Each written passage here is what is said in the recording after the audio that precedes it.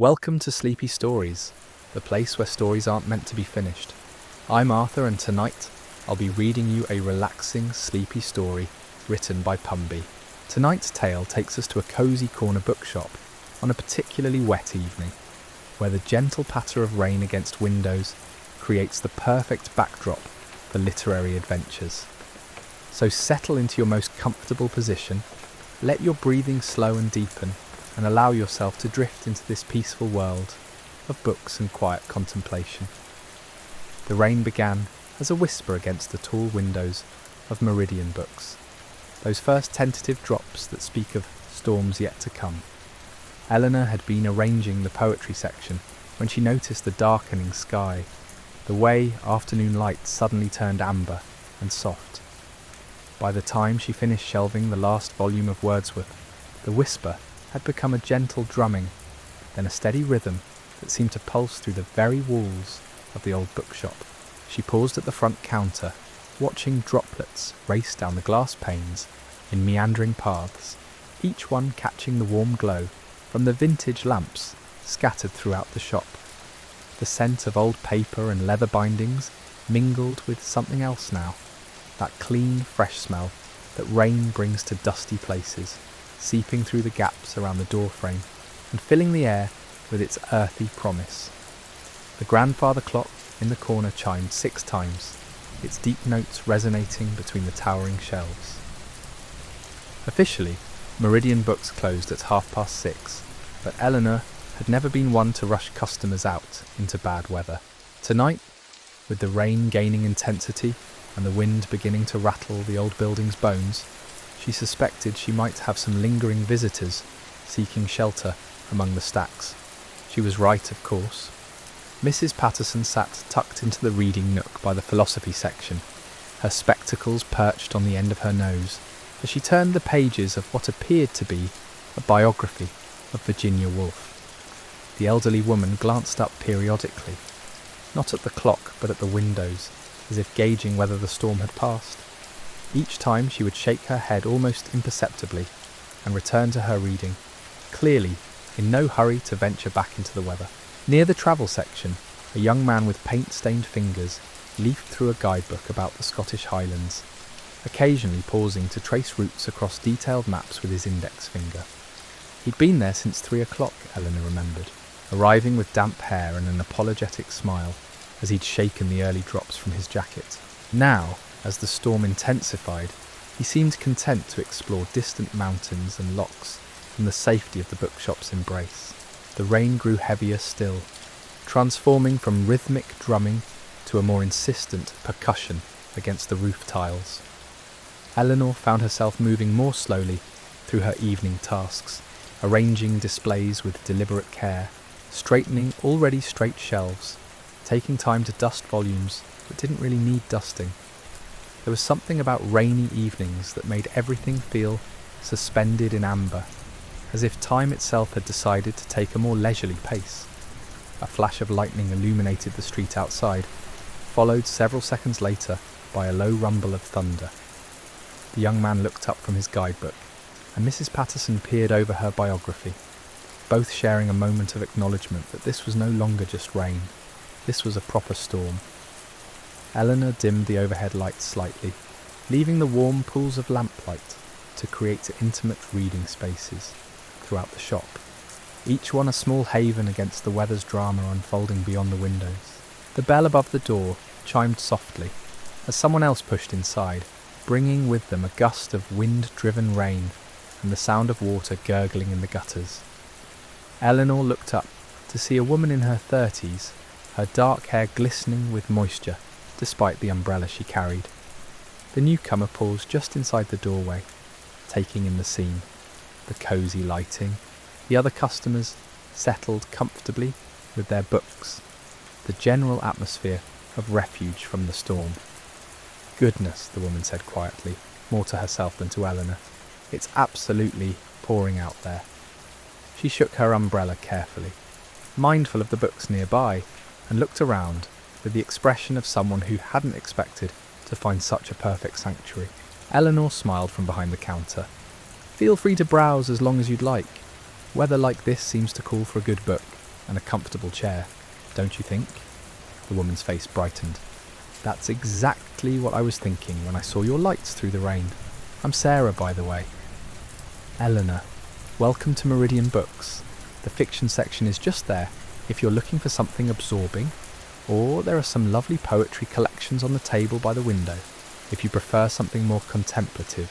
Sarah moved toward the fiction section with the careful steps of someone still adjusting to being out of the rain.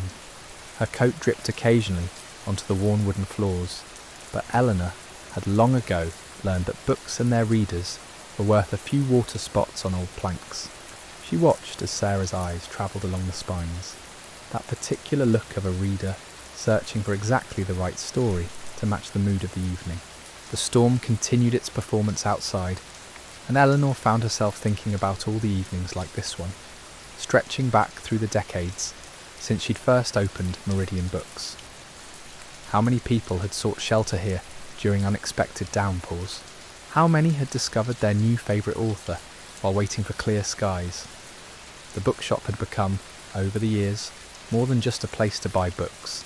It was a harbour for readers, a quiet refuge where stories and storms could coexist in perfect harmony. Mrs. Patterson turned another page of her biography, the sound barely audible above the rain.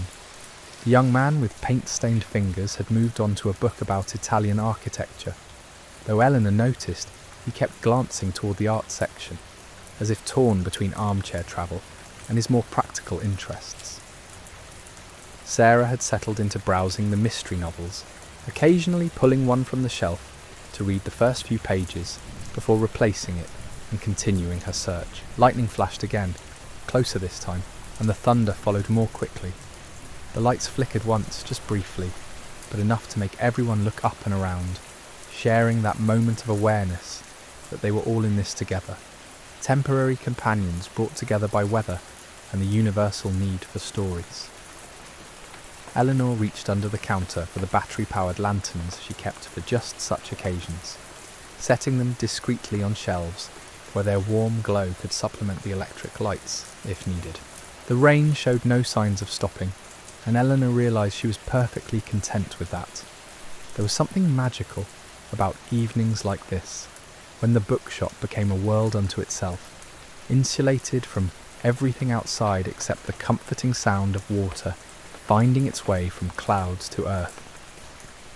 She settled onto her stool behind the counter, reached for her own book, a collection of short stories she'd been meaning to finish, and prepared to wait out the storm in the company of fellow readers and the gentle symphony of rain against glass.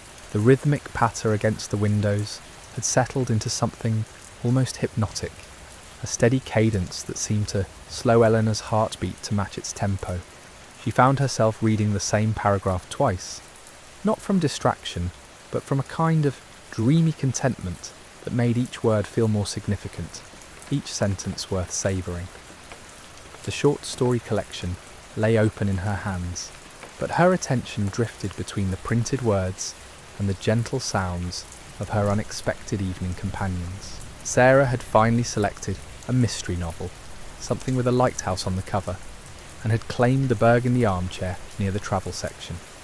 She'd removed her damp cardigan and draped it over the chair's arm, settling in with the particular satisfaction of someone who'd found exactly what they didn't know they were looking for. Every few minutes, she would glance up from her book toward the windows, watching the rivulets of water catch the lamplight as they traced their serpentine paths down the glass. The young man with paint-stained fingers had abandoned his geographical wanderings entirely and now sat cross-legged on the floor beside the art section. 3 books spread around him like a small paper fortress.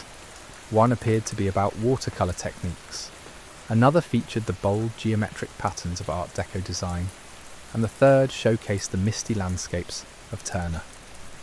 He turned pages with careful reverence, occasionally holding a book up to catch the light better, completely absorbed in his visual feast.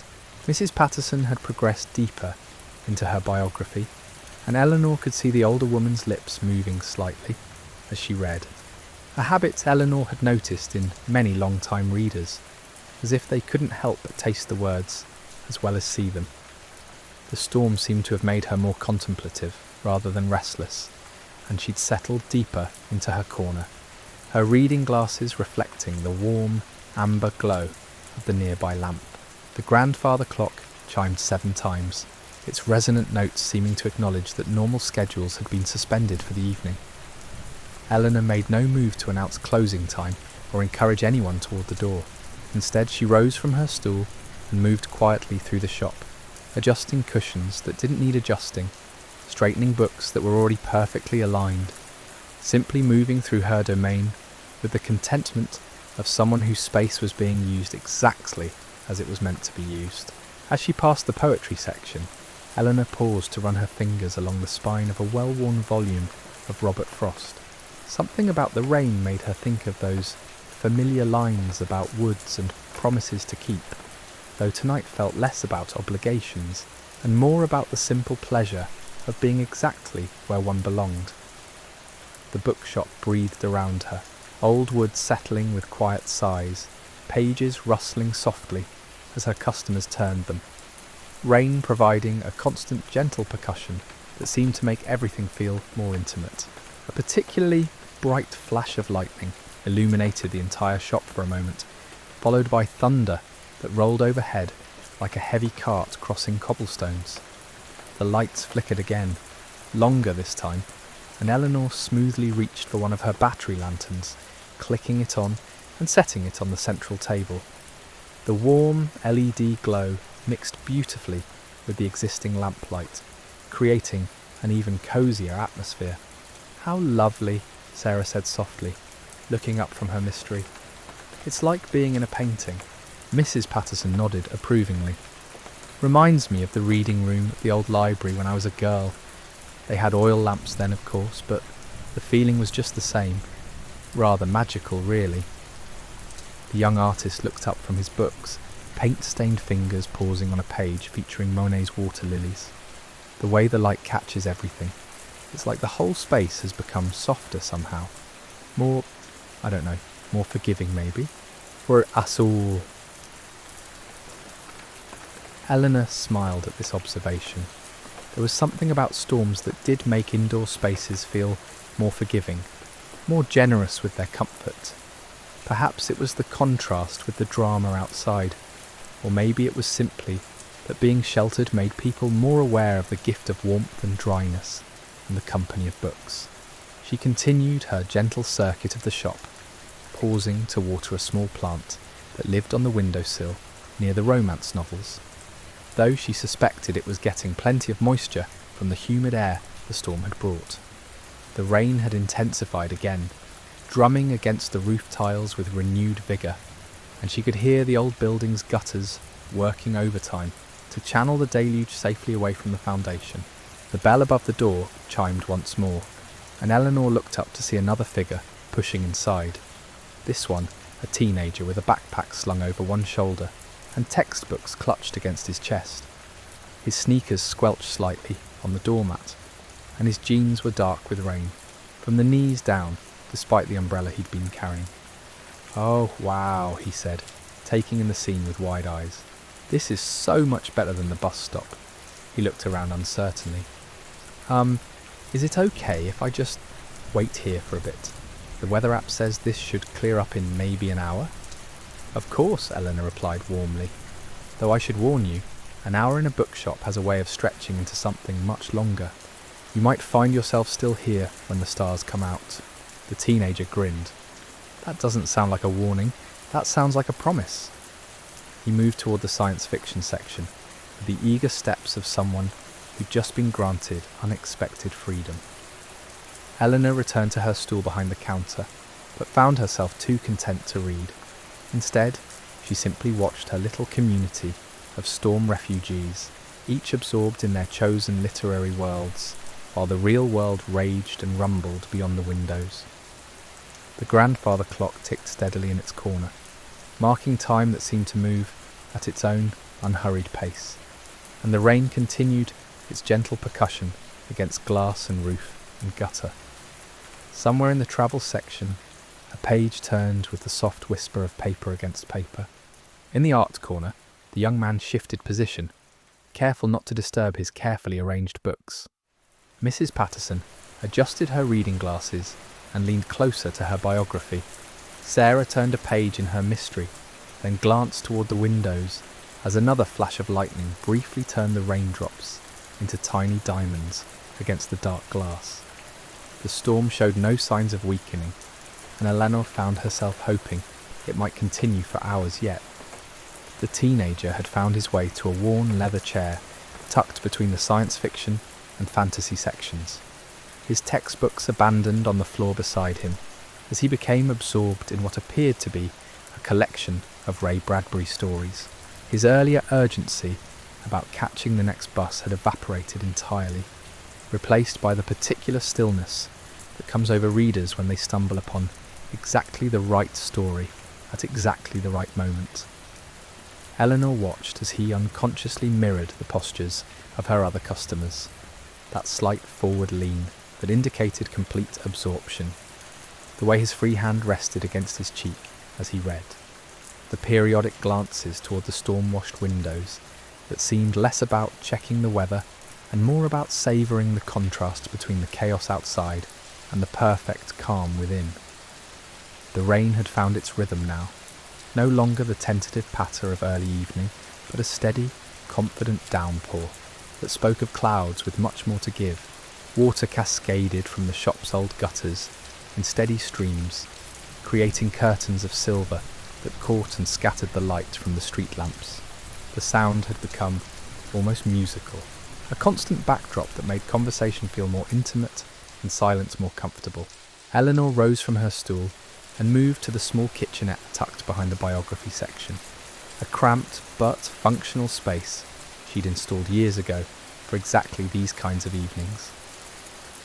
She filled an electric kettle with water and set it to boil, then arranged cups and saucers on a tray with the quiet efficiency of someone who'd performed this ritual countless times before. The gentle whistle of steam beginning to build added another layer to the evening's symphony. "Would anyone care for tea?" she asked softly, her voice carrying easily through the hushed bookshop. "I have chamomile, Earl Grey, and something called Evening Comfort that's supposed to taste like honey and lavender." The responses came as a gentle murmur of appreciation. Mrs. Patterson looked up from her biography with a smile that transformed her entire face. "How perfectly lovely! Earl Grey for me, please, if it's not too much trouble." Sarah closed her mystery novel with a finger marking her place. "The Evening Comfort sounds wonderful. This whole evening feels like it deserves something special." The young artist unfolded himself from his position on the floor, stretching arms that had grown stiff from hunching over his books. "Whatever you recommend," he said. "I'm Marcus, by the way. I feel like we should introduce ourselves if we're going to be storm companions." The teenager looked up from his Bradbury collection. "I'm David. And yeah, tea sounds amazing. My mum always says tea makes everything better, even algebra homework." He gestured toward his abandoned textbooks with a rueful grin. Eleanor smiled as she prepared the tea service, using her grandmother's china cups that she usually reserved for special occasions. Tonight felt like a special occasion, though she couldn't quite articulate why. Perhaps it was the combination of the storm and the unexpected community that had formed among her shelves, or maybe it was simply the way the evening had taken on its own gentle momentum, unhurried and warm. The kettle's whistle grew more insistent, and she poured the steaming water over the tea bags with careful attention, allowing each blend to steep properly while the fragrant steam rose and mingled with the familiar scents of old books and leather bindings. The ritual felt ceremonial somehow, as if she were preparing not just beverages, but small offerings of comfort and hospitality. She arranged the cups on her tray, along with a small pitcher of milk, a bowl of sugar cubes, and a plate of shortbread cookies that had been intended for tomorrow's book club meeting. The storm had transformed her bookshop into something resembling a drawing room from a bygone era, where strangers could become temporary friends over shared shelter and warm drinks. As Eleanor distributed the tea, she noticed how naturally her customers had arranged themselves into a loose circle, each in their chosen reading spot but positioned so they could see and speak to one another without effort. It was as if the storm had created its own social architecture, drawing people together while still respecting their individual spaces and chosen solitudes. Mrs. Patterson accepted her Earl Grey with the grace of someone who remembered when such courtesies were commonplace. She inhaled the bergamot-scented steam with obvious pleasure before taking a careful sip. "This is exactly what this evening needed," she said. "There's something about tea and books and rain that just belongs together, isn't there?" Sarah cradled her cup of evening comfort, breathing in the honey and lavender blend with closed eyes. "It's like the whole shop has become a living room. I keep expecting someone to suggest we play charades or tell ghost stories." Marcus laughed softly, wrapping his paint-stained fingers around his chamomile tea. "Ghost stories might be perfect for a night like this, though I think I'd prefer something gentler. Maybe stories about people finding exactly what they needed when they didn't even know they were looking for it." David nodded enthusiastically, balancing his cup on the arm of his chair while keeping his book open in his lap. "That's basically every good story, isn't it? Someone goes looking for one thing and finds something completely different that turns out to be exactly what they really needed." Eleanor settled back onto her stool with her own cup of evening comfort, struck by the teenager's observation. She looked around at her little gathering.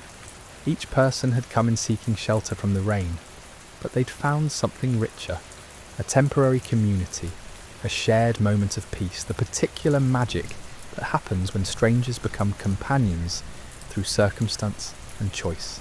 The rain continued its steady percussion, and another flash of lightning illuminated the shop briefly, followed by thunder that seemed closer than before. But instead of feeling threatened by the storm's intensity, Eleanor felt even more grateful for the warmth and dryness of her bookshop, for the gentle company of fellow readers, for the way unexpected evenings could transform ordinary spaces into something approaching the sacred. Mrs. Patterson had returned to her biography, but Eleanor noticed she was reading more slowly now, pausing frequently to sip her tea or glance around at her companions with an expression of quiet contentment. Sarah had reopened her mystery, but seemed equally interested in watching the rain trace patterns down the windows. Marcus had abandoned his art books entirely and was sketching something in a small notebook, occasionally looking up at the assembled group with the focused attention of an artist capturing a moment. David had found a comfortable reading rhythm, alternating between his Bradbury stories and his tea, occasionally making soft sounds of appreciation for particularly well-crafted sentences. Eleanor realised that he'd completely forgotten about his textbooks, about whatever assignment had originally driven him out into the storm. The algebra could wait. This was education of a different sort entirely. The grandfather clock chimed 8 times, its deep notes resonating through the shop with unhurried dignity. Outside, the storm showed no signs of weakening, but inside Meridian Books, time had taken on the elastic quality it assumes during perfect moments, stretching to accommodate conversation, contemplation, the simple pleasure of being exactly where one belongs. Eleanor sipped her tea and smiled, thinking about all the evenings she'd spent alone in the shop, content with her books and her solitude. This was different, but not better or worse, simply another kind of perfect, another way the bookshop could fulfill its purpose as a haven for stories and the people who needed them. The rain drummed on, steady and sure, promising to keep them all exactly where they were for quite some time yet. And Eleanor found herself hoping that the storm would take its time in passing, that this gentle community of readers would linger as long as the weather allowed. That morning was still many chapters away. Away. The storm had settled into something deeper now, no longer the dramatic crescendos of earlier, but a steady, encompassing presence that seemed to wrap the entire world in its gentle embrace. Eleanor found herself moving even more slowly through her evening rituals, savouring each small task as if it were part of some ancient ceremony dedicated to comfort and contemplation. She collected the empty teacups with unhurried care, pausing to appreciate how the delicate china had brought an air of elegance to their impromptu gathering. The shortbread cookies had disappeared entirely, shared among her companions with the easy generosity that storms seemed to inspire. There was something about being sheltered together that made people more willing to offer and accept small kindnesses, as if the weather outside had reminded them all of their fundamental need for warmth and community. Marcus had filled several pages of his sketchbook by now, capturing not just the physical details of their little sanctuary, but something more ephemeral, the way lamplight pooled on worn wooden floors, the gentle curve of Sarah's shoulders as she leaned into her mystery novel, the particular stillness that had settled over Mrs. Patterson as she read. His artist's eye had found beauty in the ordinary moment, transforming their storm refuge into something worthy of preservation. David had discovered a second Bradbury collection on the shelf beside his chair, and was now comparing passages between the two volumes, his algebra homework apparently forgotten entirely. Eleanor watched him make small notes in the margins of a piece of paper, not the mechanical calculations of a reluctant student, but the thoughtful observations of someone genuinely engaged with ideas. The storm had given him permission to follow his curiosity wherever it led, and she found herself hoping his teachers might understand such valuable detours. The rain intensified once more, drumming against the roof tiles with renewed purpose. Water had begun to pool in the street outside, creating small lakes that reflected the warm glow spilling from the bookshop windows. Eleanor could see her little haven from the outside now, a golden island of light and warmth in the storm-darkened evening, exactly the kind of refuge she'd always hoped Meridian Books could be. Mrs. Patterson closed her biography with a soft sigh of satisfaction, but instead of reaching for another book, she simply sat back in her chair and listened to the rain with the expression of someone savouring a favourite piece of music.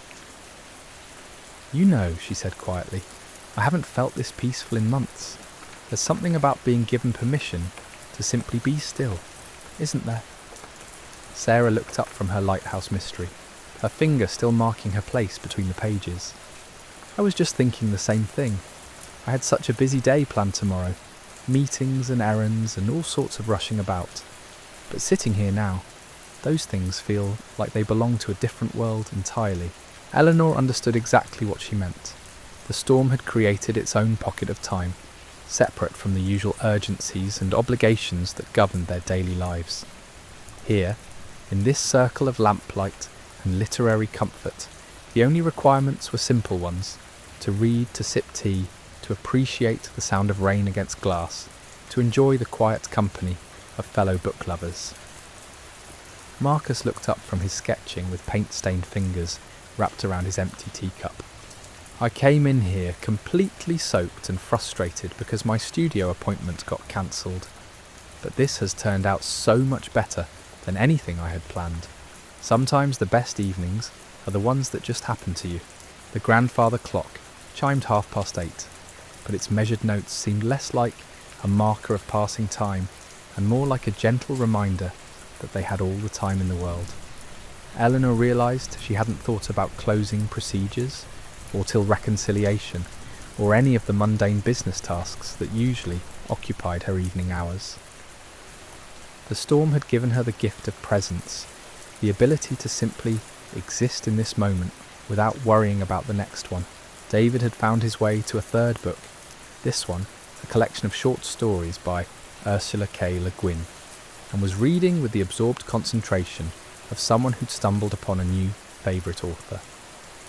His textbooks lay forgotten beside his chair, but Eleanor suspected he was learning more tonight than any homework assignment could have taught him. There were lessons that could only be absorbed in moments like these, when the usual distractions fell away and left space for genuine discovery. The rain showed no signs of relenting, and Eleanor found herself grateful for its persistence.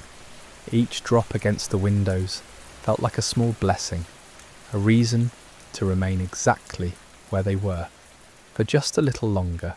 She moved to adjust the lighting once more, dimming the overhead fixtures until the bookshop was illuminated entirely by the warm pools of lamplight scattered throughout the space. The effect was magical.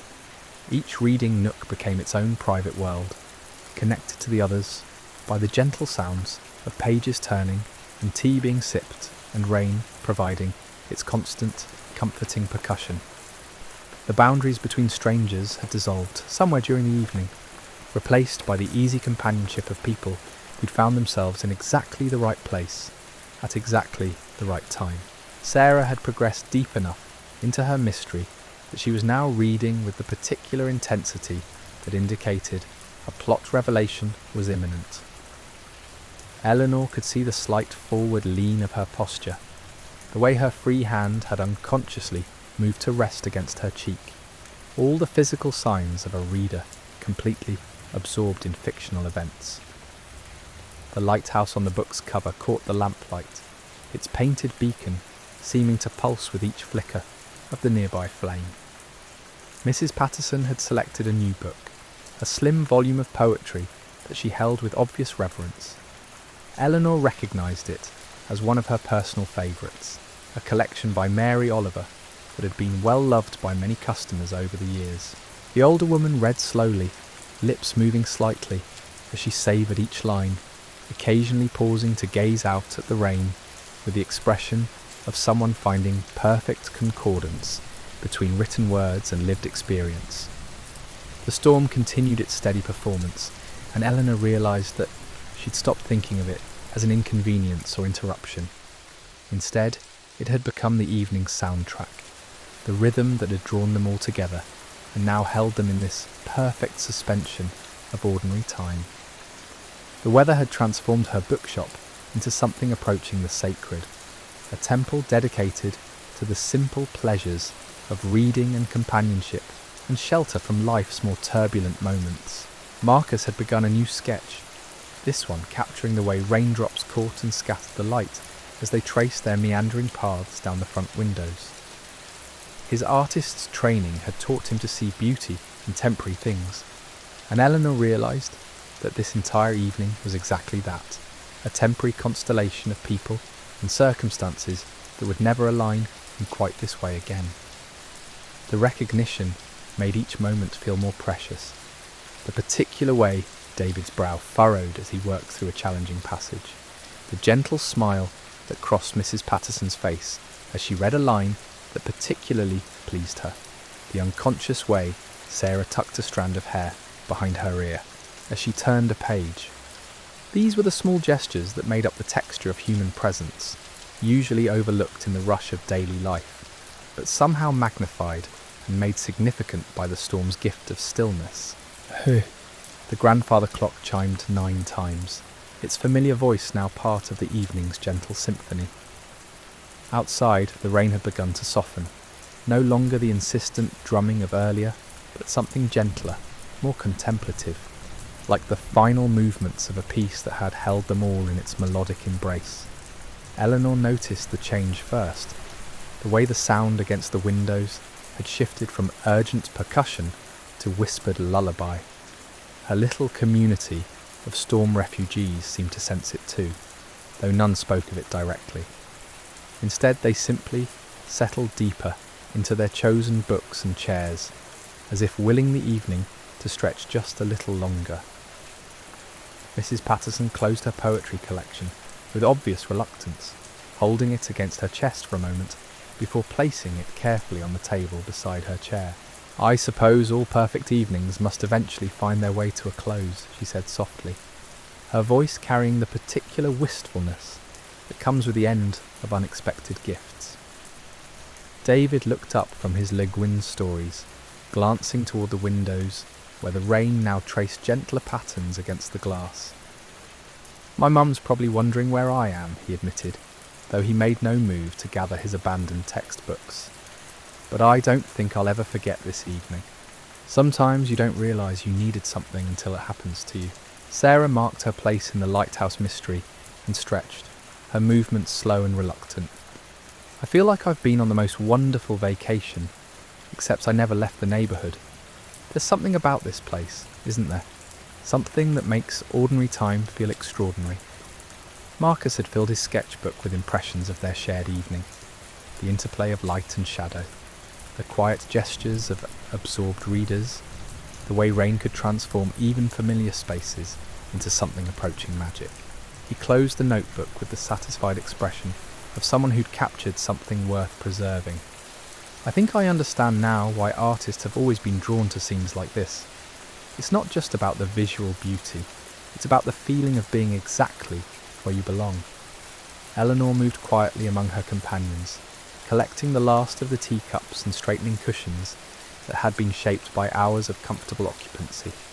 The storm had given them all something precious, a reminder that the best moments often arrive unannounced, requiring nothing more than the willingness to be present and the wisdom to recognize gifts when they appear. As the rain continued its gentle retreat, transforming from downpour to drizzle to the faintest whisper against glass, Eleanor realized that her bookshop had fulfilled its highest purpose tonight. It had been more than a shelter from the storm. It had been a sanctuary for the human need for connection, contemplation, and the particular peace that comes from sharing stories in the company of kindred spirits. One by one, her storm companions began to gather their belongings, moving with the reluctant grace of people leaving paradise. But Eleanor knew they would carry something of this evening with them, the memory of lamplight and literature, of tea shared among strangers who'd become temporary family, of rain that had washed away the urgency of ordinary time and left space for wonder. The last drops traced their silver paths down the windows as Meridian Books prepared to return to the quiet solitude of its usual evenings. But tonight had changed something fundamental about the space. It had revealed its potential as more than just a repository for books, but as a haven for the stories that connect us all. And that, Eleanor thought, as she prepared to lock the door behind her departing friends, was perhaps